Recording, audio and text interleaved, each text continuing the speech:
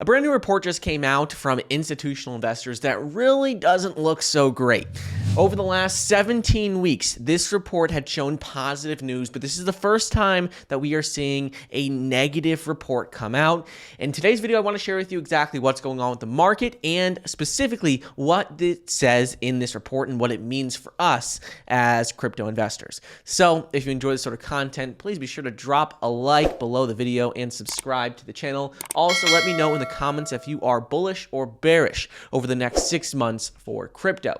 Anyways, right now the overall crypto market is sitting at a $2.15 trillion market cap. We're seeing Bitcoin's price drop slightly down to $46,000 per coin. We had seen it get as low as $45,000 per coin, and we're also seeing Ethereum drop well below $4,000 per coin as well. Before we get into this new report, I want to quickly go over two things going on in the market from stance technical indicators. When we look at the overall market right now, what we're seeing is that according to this, chart and this analysis on Twitter, he points out how right now in the short term we are seeing a bullish indicator, like a confirmed reversal for a push higher. What we can see is over the last couple of weeks, ever since we saw that flash crash happen for crypto, we have been fluctuating between and really trading between this support right here and this resistance. It's been a downward trending channel where we've just been oscillating between support and resistance. We're coming to an area where we're going to have to make a key decision whether Bitcoin's price is going to break out towards the upside or whether it's going to break to the downside.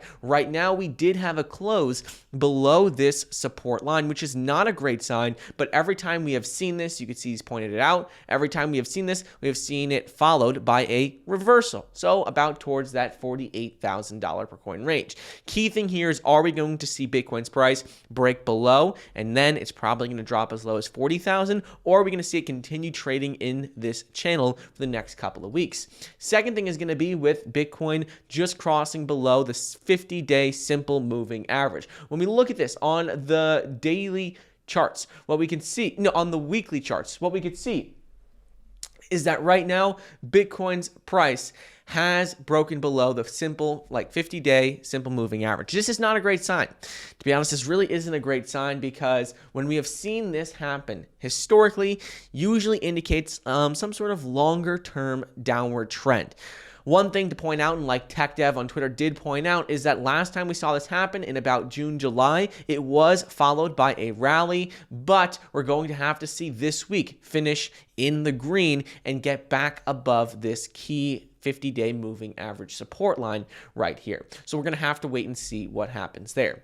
Now I want to quickly talk about, though, what's going on with this brand new institutional investor report, because it really wasn't great news, to be honest. Over the last 17 weeks, we have seen inflows, meaning institutional investors were pouring more money into crypto than they were taking out. For the last 17 weeks, we had seen positive inflows. But for the first time in the last 17 weeks, we saw outflows of $142 million. So really not great news.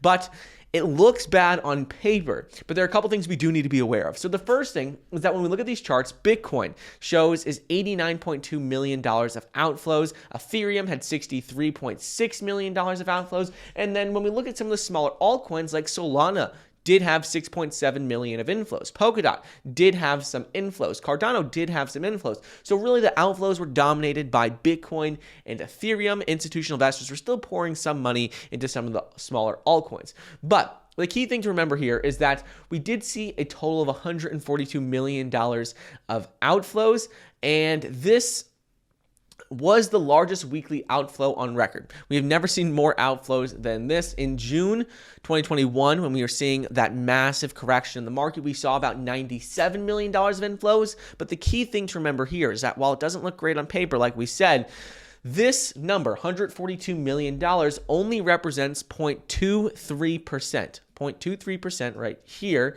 of the total assets under management in crypto. So this shows us that even though we are seeing this big correction take place, even though in terms of institutional investors taking some money out, they took out $142 million.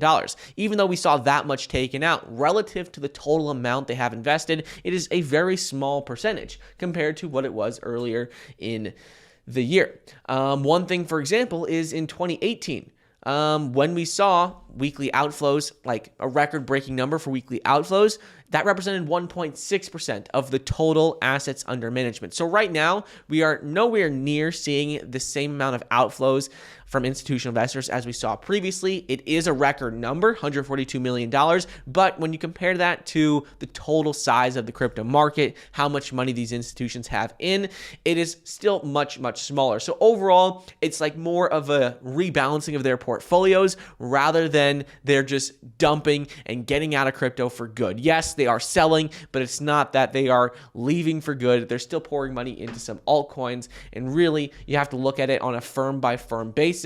Some firms, like for example, Purpose, poured in $72 million into crypto. Others, let's say like ETC Group, took out $90 million. So there are still a number of firms that are pouring quite a bit of money into crypto. And I think as we continue to see Bitcoin's price consolidate or even drop, I think we're going to see more and more institutions, jump at the opportunity to get involved. So that's just the key thing to realize right now. This report was the first time we saw outflows in 17 weeks. Not great news. But when we look at how these numbers are actually divided, it represents a very small percentage of total investments in crypto. And also, they still are pouring money into some of the smaller altcoins like Solana, Polkadot, Cardano, Ripple. So that shows me that it's more of a rebalancing rather than just saying we are dumping everything, we are getting out for good, because those two reasons. So anyways, just important to realize that is what institutions are doing. What it means for us ultimately is, the market is still a little bit on edge.